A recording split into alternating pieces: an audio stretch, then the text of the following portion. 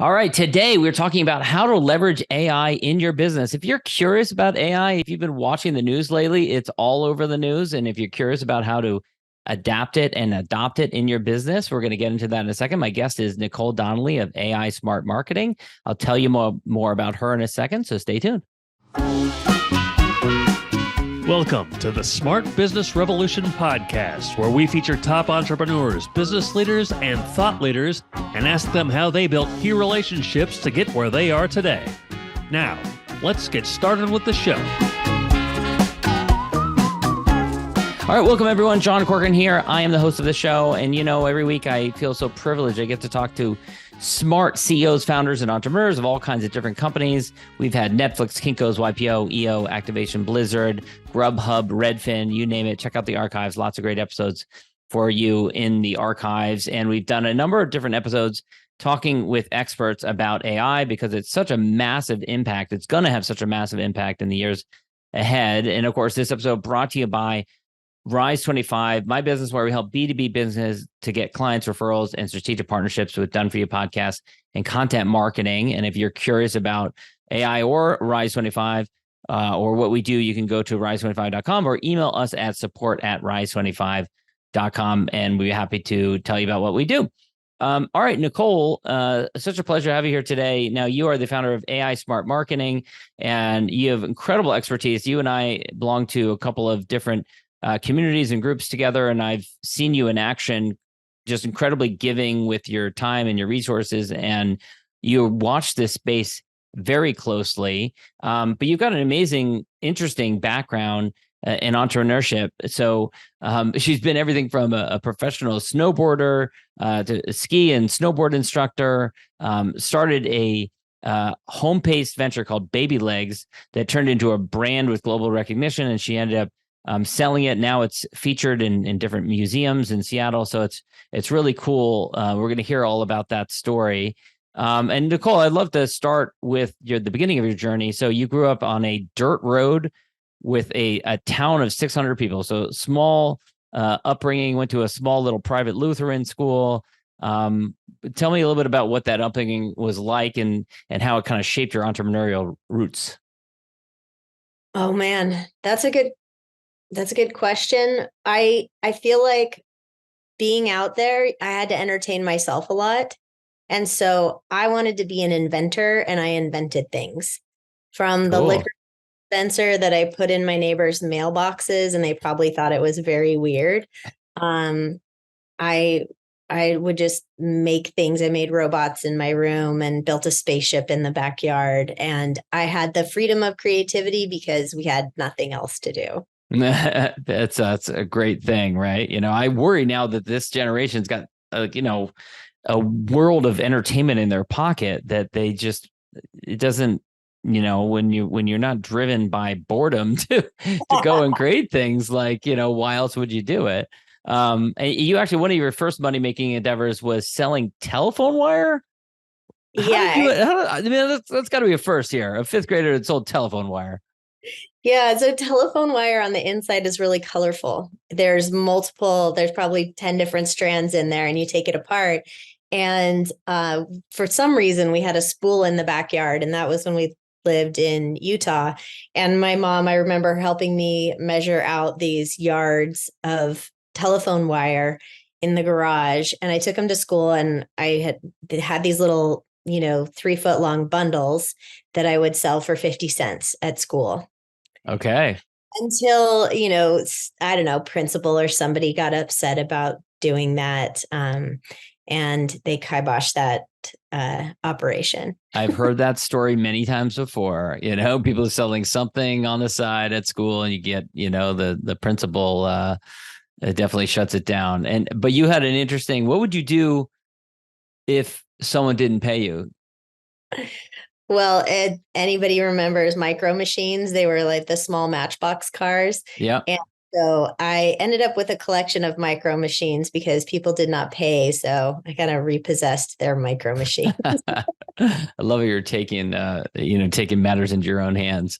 Another thing you did is your family had a hobby of going to this historic Western fur trade era town, which was nearby. It was kind of like, I guess, like Civil War reenactment, but in the Utah area. And so you would create these cookies that were historically authentic, and you sell them there. And that was another thing you did to make money? Yeah, starting when we moved to Utah, my dad got into Mountain Man Rendezvous pre 1840. The clothes you wore, everything was pre 1840. And so I would bake cookies when we'd go to these rendezvous, and we slept in tents, and they were in different places around Utah, Idaho, Wyoming. And I would sell the cookies on the weekends at rendezvous, and they were all pre 1840. We also sold crullers, which were an old fashioned type donut, and could make $300 to $500 in a weekend easy, and sold them for 25 cents a piece. That's good money. Yeah. Yeah. At what point did you decide that your dream was to be a professional snowboarder? Well, when I was in university, I took snowboarding as a class. I went to Weber State in Utah, and I was 19, 20 years old when I started snowboarding, but I had a background of gymnastics. I did power tumbling growing up. And so my first season snowboarding, I started flipping off of everything I could possibly flip off of. And that was kind of it for me. Once I took those lessons and really learned how to ride, that's what I wanted to do after school. I didn't want to do any more school. So I finished up university when I was just before I turned 21, and then moved to Park City and lived in my car and snowboarded. Really? In the winter? Were you sleeping in your car in the winter? Yeah. Yeah. I did That that for a sounds few brutal. years. That sounds brutal. That requires some incredible determination. Now, what I imagine you had to be kind of entrepreneurial in order to make a go of it. Like, how are you getting paid? Are you getting sponsors? And this is actually a period where snowboarding wasn't yet in the Olympics, so it didn't have perhaps the notoriety, the fame, the acclaim that it does now. Oh no, it had zero cachet back in that when I was doing it. I was on the very first team that Park City had, Mm, snowboard team, which was silly. We built our own jumps. We would go on the backside and build our own jumps. They mm. didn't have a park. They did have a pipe, but I didn't know anything about sponsorship, but I could hustle. So I ended up getting sponsored. I would just ask for gear or whatever I needed. And um, I ended up being sponsored by Oakley and Scott and Cliff Bar and Ride Snowboards. And I mostly got gear, and I got free Cliff Bars. So I lived off Cliff Bars for years. And I was Wow. very, very happy when the Luna Bar came out because it buried my diet. Yeah, it's funny. It's interesting how just over the last 20, 30 years, snowboarding has evolved so dramatically. I mean, I'm going to date myself a little bit, but I remember as a kid having, I think it was Boys Life magazine or something like that, one of those like really early ones. And there was a picture of a kid snowboarding on the cover of it. And it had a snowboard that had, in the very early days, it had a hole in the front with a rope that came up from it, and they held on to it that way. It was like, eventually they got rid of that, but it was very, very early snowboarding.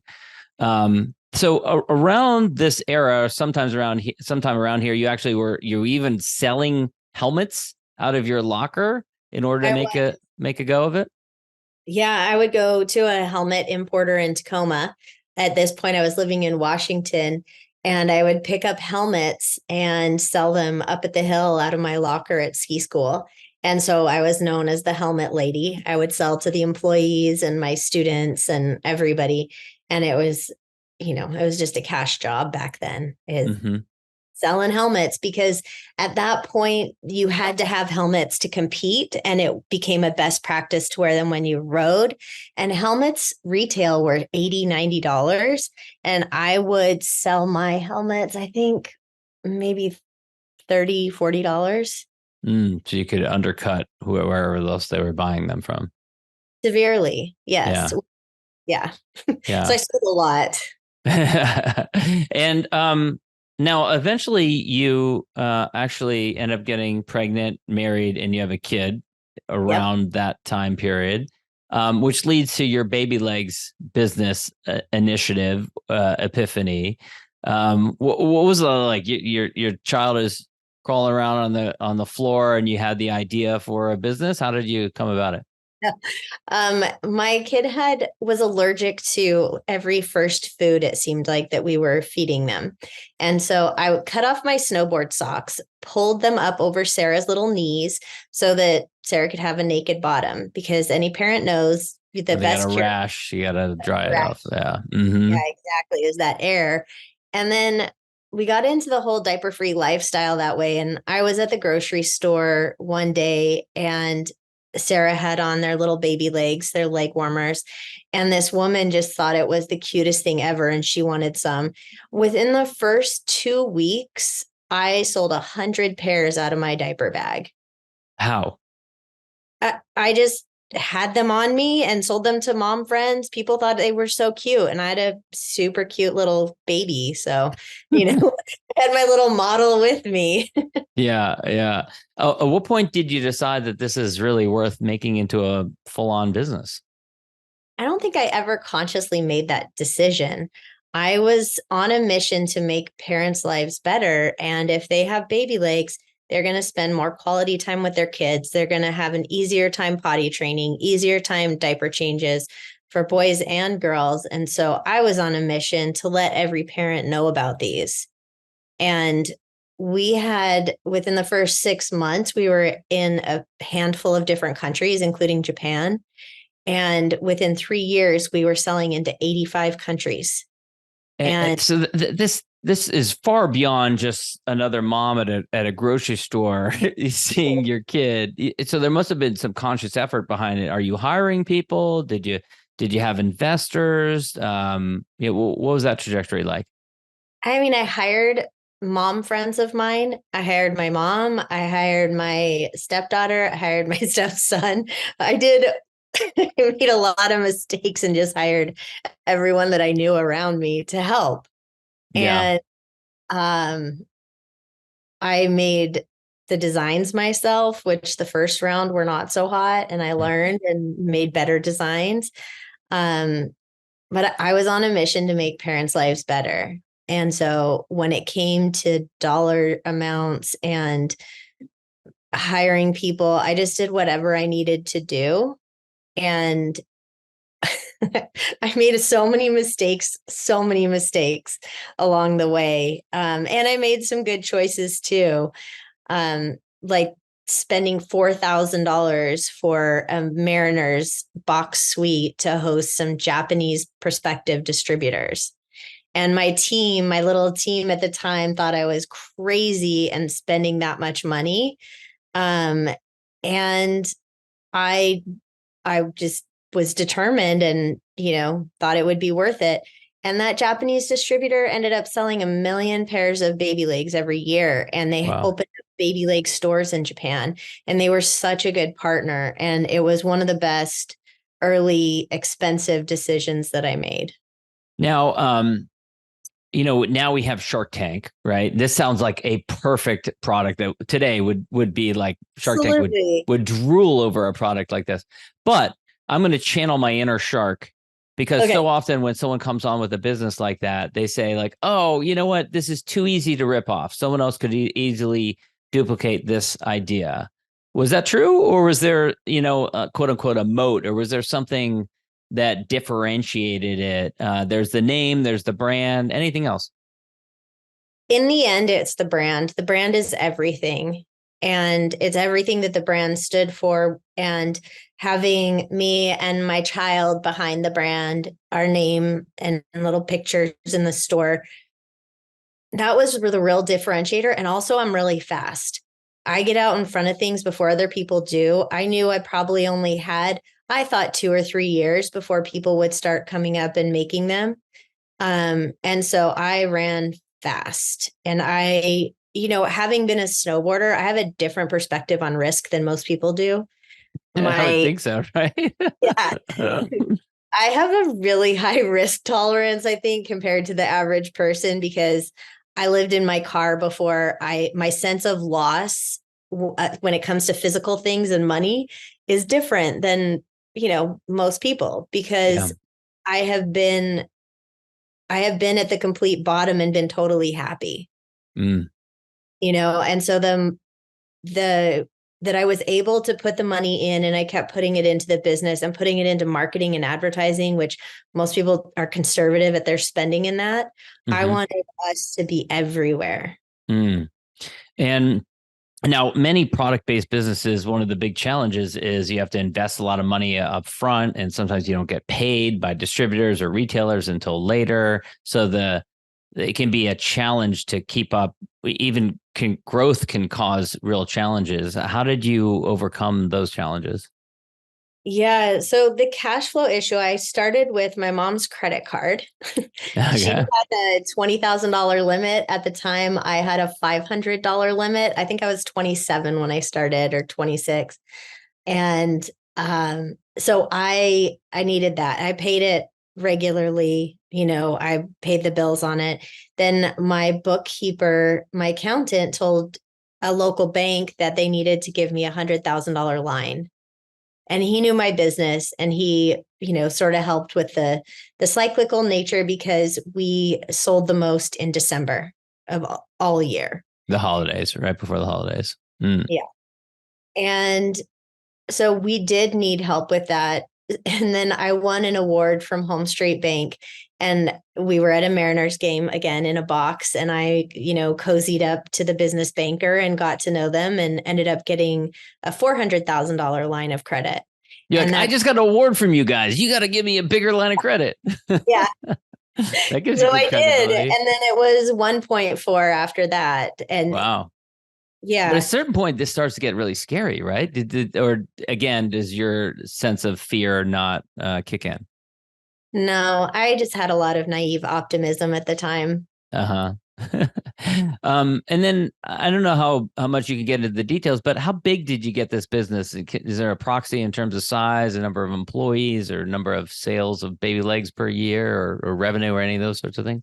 I can disclose a certain amount. I can tell you we got around 5 million, and we had maybe 24 employees at the max Mhm. before I sold it. And what what caused you to decide to sell it?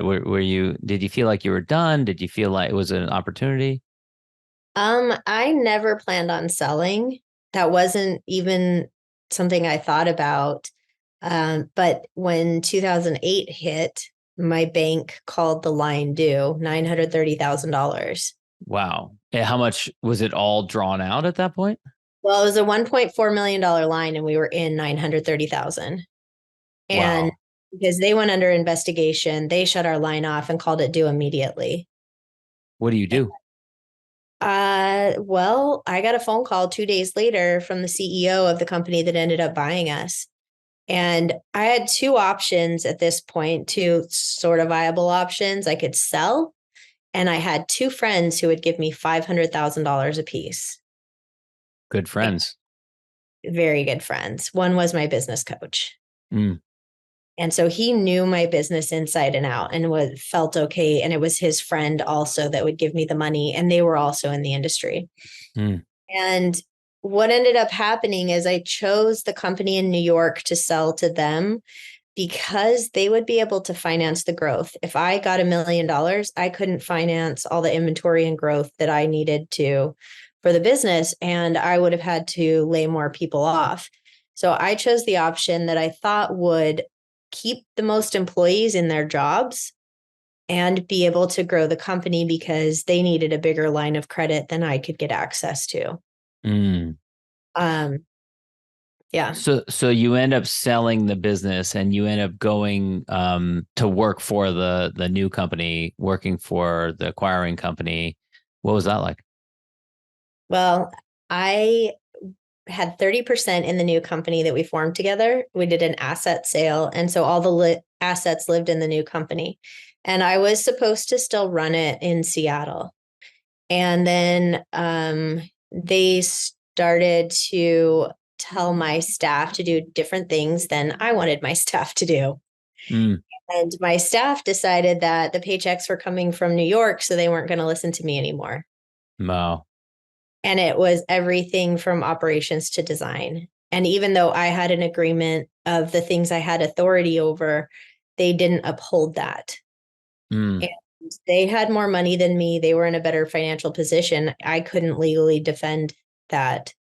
So after 3 months, I was rendered completely ineffective. So even though you negotiated this agreement that you would have authority over certain pieces, they still stepped in, still acted in those areas. And because they had deeper pockets, there wasn't anything you could do about it. Yeah. They had deeper pockets and the support of my team because that's who was paying them. Hindsight's always 2020, but if you look back on that, is there anything that you could have or would have done differently, knowing what you know now? I don't know that I would have done anything differently. Well, I would have negotiated with the bank because at the time I didn't know this, I didn't know how bad it was and that they were getting pennies on the dollar for the lines of credit. And if I would have taken the money from my two friends, then I could have negotiated that debt down significantly. Instead of paying the full 900. Yeah. Well, I didn't even know that was an option until, much later. mm, When I don't know, somebody was telling me about it and how you could negotiate those down. I didn't think it was negotiable. I had no idea. yeah.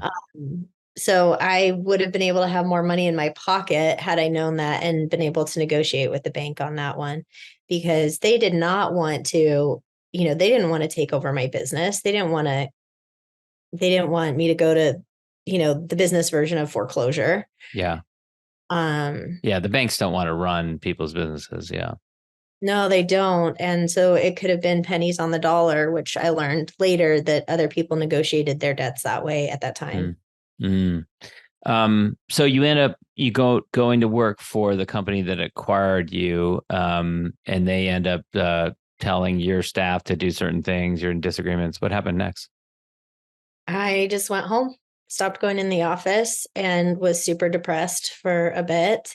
And I started writing a book because people asked me how I did what I did, and they thought it was so amazing because we got a lot of press, for the company. And I wrote a book so I didn't have to talk to people.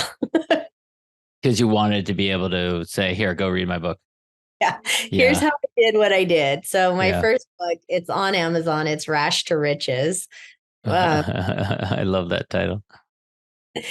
And it just tells the story of how we built the brand. And it really was about having a brand that people loved and trusted. And part of that brand was design. Part of it was just heart of a mother and a child. Mm. Mm. So after you sell your remaining portion of BabyLegs, you end up starting a marketing company.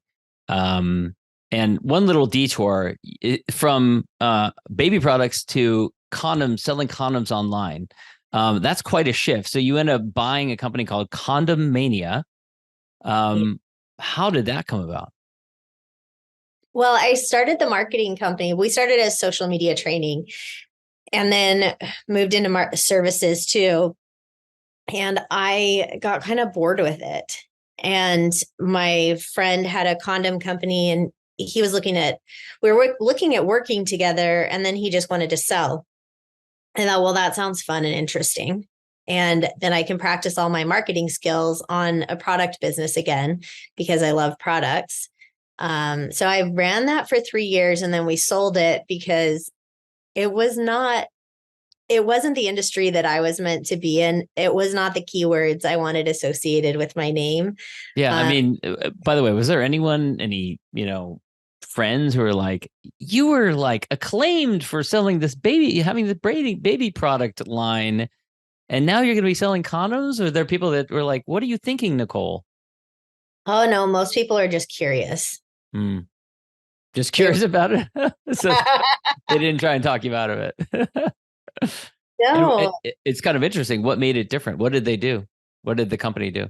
Didn't just sell off the rack condoms, right? Oh, yeah. Well, we had custom fit. We had exclusive distributorship for North America of custom fit condoms. And that was the big differentiator. And then we put together variety packs that were based on size or type Okay. of condom. And so on Amazon, we could rank really well and sell through. And through some different outlets, we sold directly to Groupon, we sold to universities, we sold to the Peace Corps. So we would sell wholesale and we would sell retail. Okay. So this was a 2012 to 2015 time period. I'm trying to think what the state of the art of technology was back there. And I'm kind of afraid to ask this question, but there's all these different companies now. Like I bought a pillow a while back that you take a picture of your neck and then it sizes it, and then it creates a pillow that's custom to your size. Am I getting close, You're or getting was it close. completely different? It was a straight up measurement. We had a tool. It was paper. It was very basic. It Okay. was Okay. no high tech at all. Okay. And you would measure length and girth and you would get a number and a letter. And they were non-sequential. So nobody The felt bad. numbers and letters were not sequential, so they were like random letters and numbers. That's So then hilarious. no one would feel bad about whatever size they Because had. otherwise, people would be like, they'd go like, "I'm a 12," and then you'd send them to them, and they're like, "They don't fit." Yeah, that's 36B. What is that? That's pretty funny. So your own kind of system for sizing and everything. So Yeah. okay, so you do that for a little while, and then I think it was somewhere in here you start taking interest in AI, and you were very early adopter of AI copywriting. Now there were a number of different companies that did this, and I had tested it out a couple of different times to kind of mediocre results, I thought, for our purposes anyways. What was it for you in the early days? And we're talking like, I think you're saying like 6, 7, 8 years ago, you were looking at AI copywriting tools. What did you Well, see? How did we you see actually, the potential? yeah, we started in 2015 with an AI tool that helped with content automation, third-party content, pushing it out on your channels because it's good to send other people's stuff out.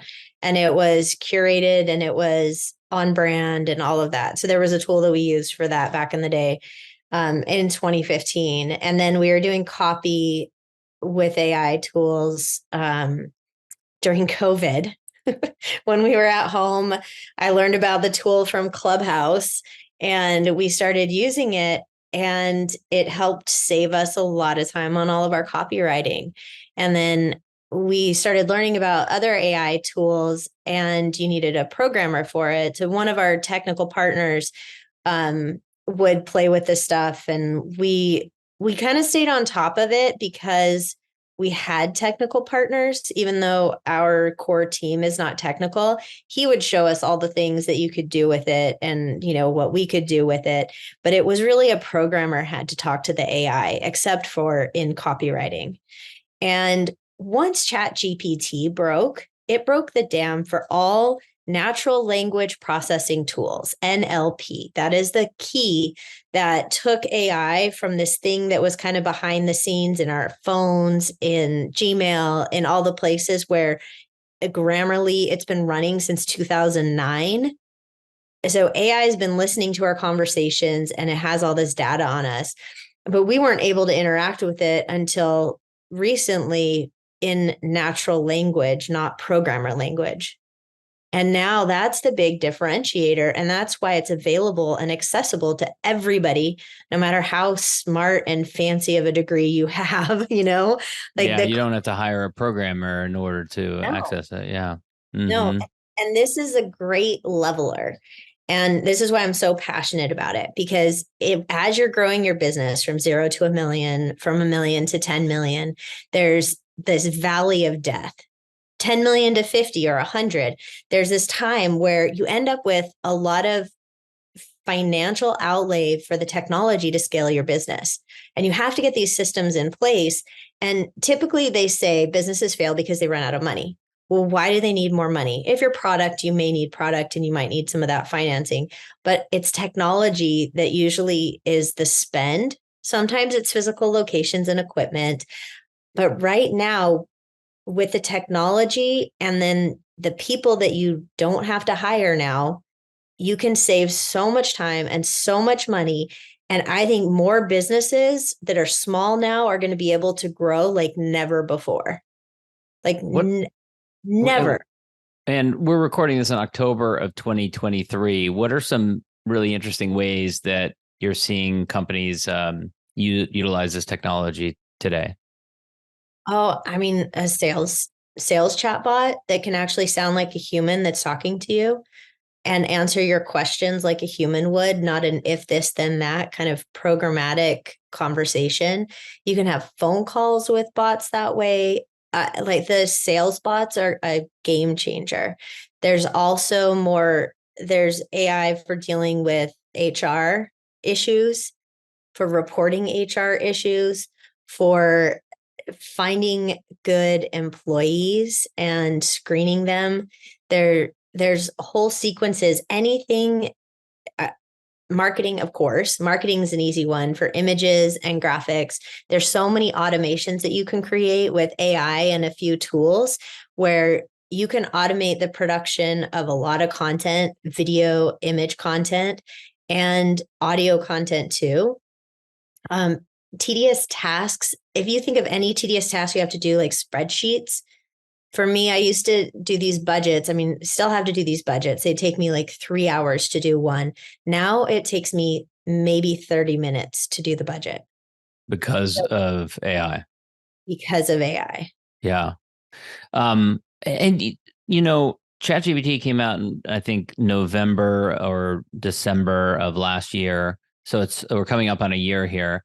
But it seems like, and maybe wasn't paying attention enough, but there's Claude, there's Bard, there's Bing, there's all these other ones that came out, some of which you brought to my attention in a post that you made.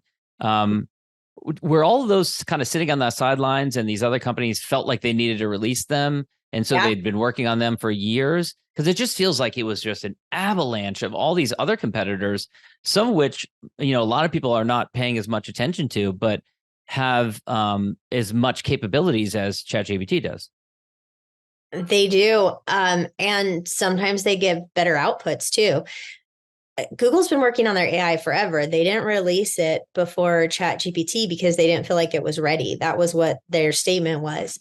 And none of these AIs are ready. They all break. We were on ChatGPT and Claude today trying to do uploading spreadsheets and getting insights from this data analysis.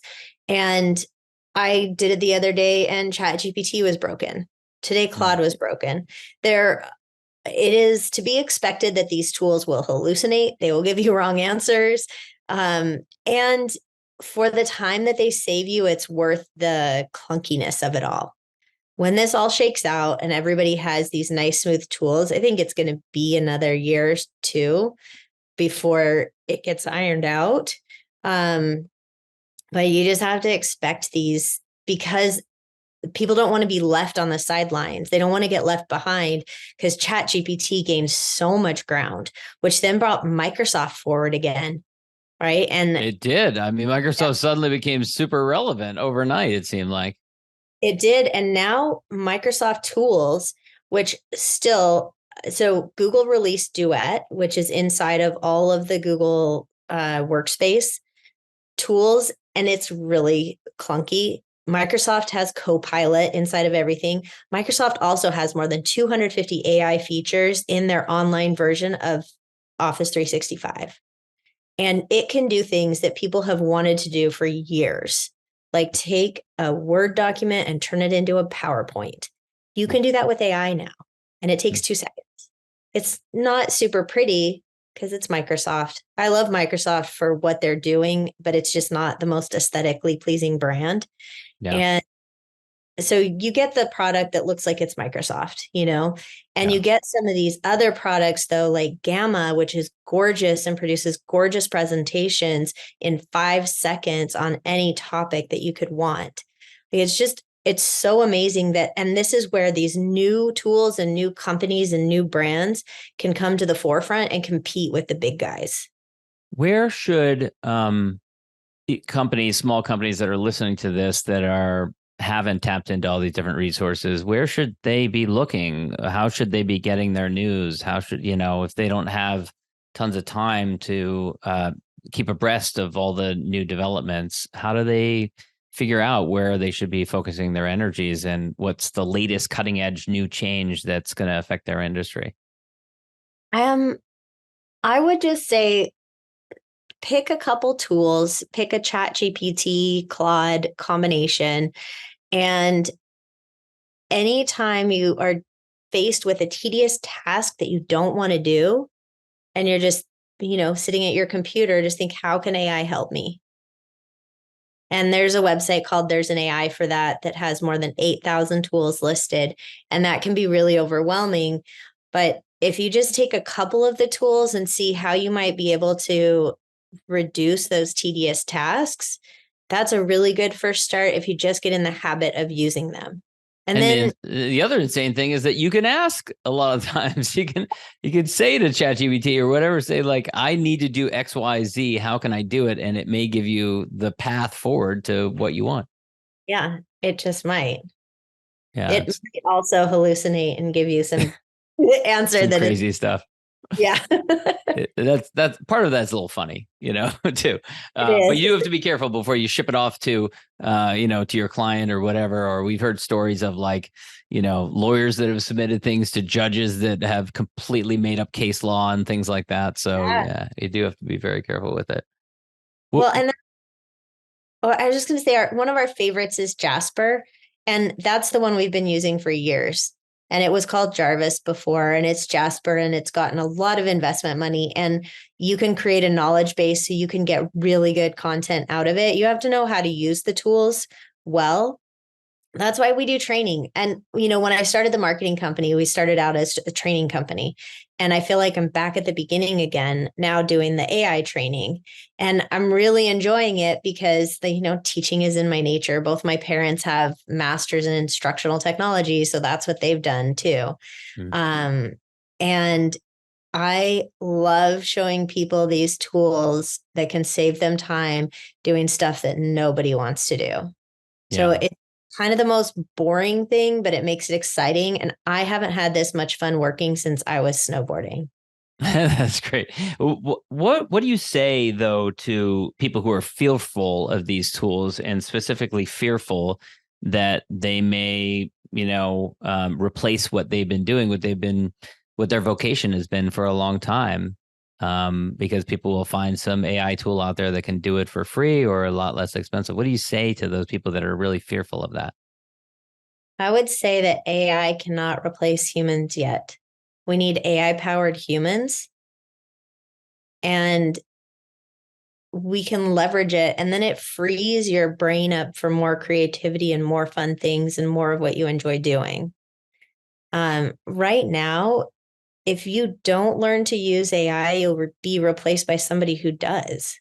Then that's the thing. If you're afraid of it, you just got to get your hands. That's why get your hands dirty, download GPT-4. You don't have to download it on a browser, get the app, whatever, but you need 4 because 4 is 10 times smarter than 3.5. So yes, it's worth the $20 a month to pay for 4 because you get an Einstein level IQ almost. It's 155. And when they come out with their next version, it's supposed to be 10 times smarter. And it will make a lot of these tedious tasks easier. It just will. And now sorry, go ahead. Oh, well, now it's tied back into search. It's tied into DALL-E, which is image generation. There's just so much you can do with it. Yeah. And you can upload a document, PDF or a spreadsheet or something, and ask it to give you some analysis. It's amazing. Sometimes Twitter is a place where I get different insights. Someone will share some, tweet thread that has, 15 ways you can use ChatGPT, and it gets a lot of popularity, and I look through it, and some of the things just kind of blow my mind.